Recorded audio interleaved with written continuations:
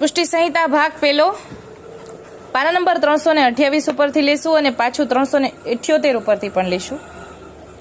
આજે આપણે આ વાત લેશું જામ સત્તા. આપણામાં જામ સત્તાની બે વાર્તા આવે છે અલગ અલગ. આ બંને જામ સત્તા અલગ અલગ છે એ વિશે આપણે આજે વાત લેશું. કે સૌથી પહેલા જ્યારે પ્રભુ શ્રી ગોપાલાલજી દ્વારકા પધારે છે એ વખતે જામ સત્તાને શરણદાન મળે છે અને પછી 1667 પરદેશમાં પણ જામ સત્તાને શરણદાન મળે છે. તો એ બે જામ સત્તા અલગ અલગ છે એ વિશે આપણે આજે લઈશું. 328 પાના નંબર ઉપર પાંચા બાબા કહે છે કે કશરદાસ સોરઠ દેશના ભાગ્ય ફળ્યા છે. 12 વર્ષની વયમાં પ્રભુશ્રીએ પ્રથમ પરદેશ પોતાના પિતાજીની સાથે પધારવાનું અનુમોદન આપ્યું. તીર્થ સકળને સનાત કરવા અને રણછોડજીને આપના સ્વરૂપનું દર્શન દાન આપી રણછોડજીને સ્થિર સ્થાપવાના મિશે પોતે પધારવા ઈચ્છા જણાવી. એટલે રણછોડરાયજીની ઈચ્છા હતી પ્રભુ શ્રી ગોપાલાલજીની ના સ્ત્રી હસ્ત દ્વારા પાટે પધરાવવાની. એટલે એ કારણથી ઠાકોરજી પધાર્યા છે. આથી રઘુવીરજી તથા જાનકીજી ઘણું હરખાયા અને રઘુનાથજીએ દ્વારકા પધારવા પ્રયાણ કર્યું. તે રાજનગર પધાર્યા અને ત્યાં થોડો વિશ્રામ કરીને પછી નગર પધાર્યા, એટલે કે પછી જામનગર પધારે છે. રઘુનાથજી સહકુટુંબ જામનગર પધાર્યા અને મુકામ કર્યો.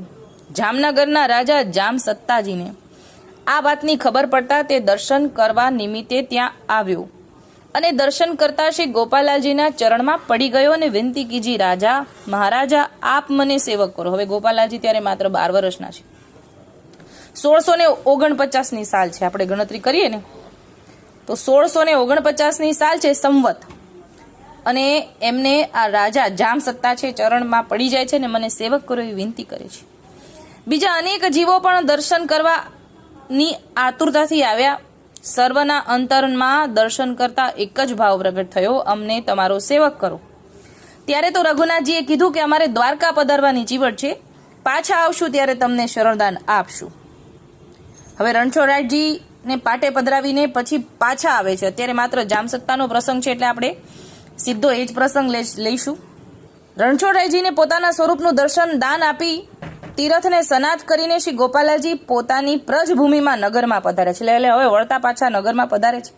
નગરના જામ સત્તાજી ઘણું મનમાં મોદ પામ્યા અને ઘણા સન્માન સાથે શ્રીજીને પોતાના દરબારમાં પધરાવ્યા અને સેવક થયા. ઘણી ભેટ ધરી. એટલે આ સૌથી પહેલા જામ સત્તા 1 આપણા માટે. બાકી તો ઇતિહાસમાં જામ સત્તા 1, જામ સત્તા 2, જામ સત્તા 3 એવું આવે છે, પણ આપણા માટે આ પહેલા જામ સત્તા જે શરણદાન પામે છે. ત્યારે રઘુનાથજીએ મુસ્કુરાઈને પૂછ્યું, અરે લાલા આપને શરણદાન में कौन नाम को मंत्रोपदेश दियो? ત્યારે ગોપાલાલજી ઘણું પ્રસન્ન થઈને બોલ્યા, તાતજી हमारे नाम से कोई परे नाम हो तो हमको दिखाओ. ત્યારે રઘુનાથજી ઘણું પ્રસન્ન થયા, એટલે કે મારા નામથી બીજું કોઈ નામ હોય તો બતાવો. ત્યારે રઘુનાથજી પ્રસન્ન થાય છે અને કહે છે કે તુમ્હારે નામ से, એટલે કે શ્રી ગોપાલાલના નામથી પરે એટલે કે બીજું કોઈ નામ કાહુ કો નહીં है. जो तुम्हारी शरण में जो जीव आवे सोई यही नाम मंत्रोपदेश से ते सत्वर्थ कृतार्थ होएगो.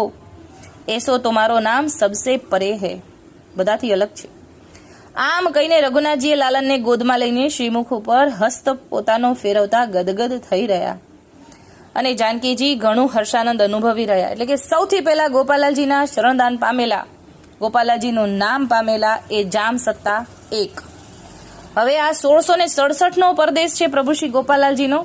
એની વાત 379 પાના નંબર ઉપર આપણે વાંચશું કે શ્રીજીએ નગરમાં પધારીને અદ્ભુત લીલા કરી. તેના પ્રસંગનું વર્ણન કરે છે કે નગરમાં શું લીલા કરી એ સાંભળો. તે સંવત 1667નો પરદેશ છે. પાંચા બાબાએ કહ્યું, કશરદાસ પ્રભુજી ગોપાલાલજી નવા નગરમાં પધાર્યા અને ચોથી ભાટિયાણીની ધર્મશાળામાં મુકામ કર્યો છે. સેવક ટેલવા આપશ્રીની સાથે ઘણા છે. ઘણા દિવસ શ્રી ગોપાલાલજી અશ્વ ઉપર આરૂઢ થઈને નવા નગરમાં પધાર્યા. એટલે ઠાકોરજી ઘોડા ઉપર બિરાજતા હશે અને નવા નગરમાં પધારતા હશે. અશ્વ ઉપર ખેલતા ખેલતા નગરમાં વિચરી રહ્યા છે. એમાં નગરનો રાજા જામ સત્તાની દ્રષ્ટિ શ્રીજી ઉપર પડી. એટલે હવે આ બીજા જામ સત્તા, એટલે પહેલી વાર ઠાકોરજીના દર્શન કરે છે. શ્રી ગોપાલાલજીનું સ્વરૂપ શ્રી ગોપાલાજીનું સ્વરૂપ એવું અલૌકિક, ત્રિલોક સુંદર, જેની દ્રષ્ટિ પડે તેનું મન તે સ્વરૂપમાં હરાઈ જાય. જામ સત્તાને આપના મનમોહક સ્વરૂપમાં દર્શન થતા તેના ચિત્તમાં ભ્રમણા પેદા થઈ કે આ હું શું જોઈ રહ્યો છું. 7 વાર તો તે મુગ્ધ થઈ ગયો, એટલે ઘડીક વાર એ મુગ્ધ થઈ ગયા.